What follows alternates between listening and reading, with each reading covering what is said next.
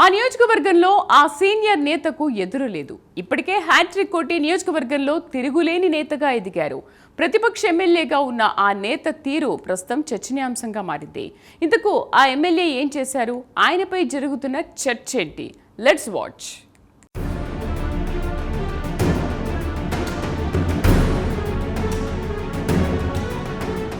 సాధారణంగా సీఎం కంట్లో పడాలని ఆయనను ప్రసన్నం చేసుకోవడానికి రూలింగ్ పార్టీ ఎమ్మెల్యేలు తెగ ట్రై చేయడం కామన్. అందుకోసం కొందరు కొన్ని సందర్భాల్లో లైన్ క్రాస్ చేస్తూ ఉంటారు. కానీ ఇప్పుడు సీఎం రేవంత్ రెడ్డిని ప్రతిపక్ష బీఆర్ఎస్కు చెందిన ఎమ్మెల్యే ఆకాశానికి ఎత్తడంతో హాట్గా డిబేట్స్ నడుస్తున్నాయి. హైదరాబాద్ మహానగరంలో అత్యంత కీలకమైన నియోజకవర్గంలో ఒకటైన కూకట్పల్లి ఎమ్మెల్యే మాధవరం కృష్ణారావు రేవంత్ను పొగడ్తలతో ముంచెత్తడం వెనుకున్నటువంటి మతలబేంటా అని ఆరా తీస్తున్నాయి రాజకీయ వర్గాలు.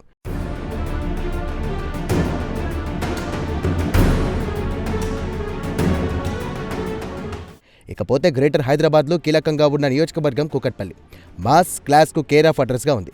అక్కడి నుండి వరుసగా 3 సార్లు మాధవరం కృష్ణారావు గెలిచి హ్యాట్రిక్ కొట్టారు. నియోజకవర్గంలో తన మార్క్ ఎప్పటికప్పుడు చాటుకుంటున్నారు. ఇక తొలుత 2014లో టీడీపీ నుండి ఎమ్మెల్యేగా గెలిచారు. ఆ తర్వాత జరిగినటువంటి రాజకీయ పరిణామాల నేపథ్యంలో ఆయన బీఆర్ఎస్లో జాయిన్ అయ్యారు. అనంతరం 2018, 2023 అసెంబ్లీ ఎన్నికల్లో గులాబీ పార్టీ నుండి వరుసగా మాధవరం కృష్ణారావు విజయం సాధించారు. దీంతో గ్రేటర్ హైదరాబాద్ నగరంలో బీఆర్ఎస్ కీలక నేతగా ఎదిగారు.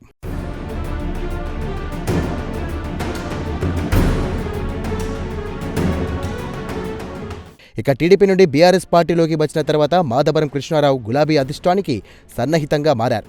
పార్టీ అధినేత కేసీఆర్, వర్కింగ్ ప్రెసిడెంట్ కేటీఆర్కు అత్యంత సన్నిహితుడిగా ఉన్నారు. 2023లో జరిగినటువంటి అసెంబ్లీ ఎన్నికల్లో బీఆర్ఎస్ అధికారంలోకి రాలేదు. అయినప్పటికీ మాధవరం కృష్ణారావు గులాబీ పార్టీ కార్యక్రమాల్లో సైతం యాక్టివ్గా పాల్గొంటున్నారు. గులాబీ పార్టీకి లాయల్గా మారారు. తెలంగాణ జాగృతి అధ్యక్షురాలు కవిత కూకట్పల్లి నియోజకవర్గంలో పర్యటన సందర్భంగా మాధవరం కృష్ణారావు టార్గెట్గా విమర్శలు చేశారు. కబ్జాలు చేశారంటూ కవిత మాధవరంపై ఆరోపణలు చేయడంతో అంతే స్థాయిలో మాధవరం కృష్ణారావు కవితకు కౌంటర్ ఇచ్చారు. దాంతో ఏదో ఒక సందర్భంలో సీఎం వ్యాఖ్యల మీద కూడా రియాక్ట్ అవుతారని అనుకున్నారు అంతా. కానీ ఇప్పుడు ఆయన వ్యవహార శైలిలో అందుకు పూర్తి భిన్నంగా ఉంది.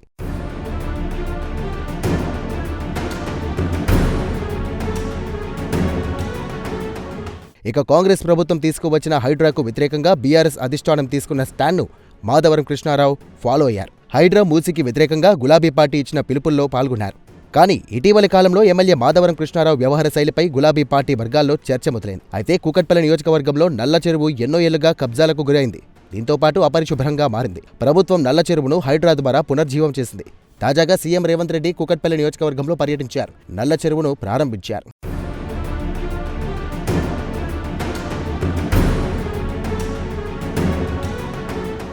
సీఎం రేవంత్ రెడ్డి కూకట్పల్లి పర్యటన సందర్భంగా ఎమ్మెల్యే మాధవరం కృష్ణారావు నియోజకవర్గంలో సీఎం ఫ్లెక్సీలు ఏర్పాటు చేయడం హాట్ టాపిక్గా మారింది. నియోజకవర్గంలో సీఎం రేవంత్ రెడ్డి ఫోటోతో మాధవరం కృష్ణారావు స్వాగతం పలుకుతున్నట్టుగా ఫ్లెక్సీలు ఏర్పాటు చేశారు.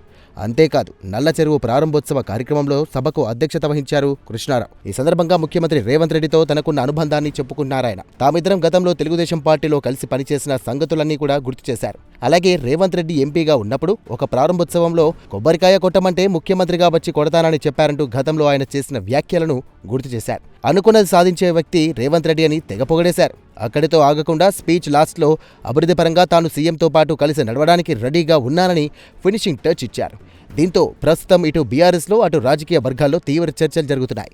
తమ పార్టీ ఎమ్మెల్యే ఉండి సీఎం రేవంత్ రెడ్డికి ఫ్లెక్సీలు పెట్టడం, పొగట్టం ఏంటి అంటూ గులాబీ వర్గాలు గుస్సా అవుతున్నాయంట.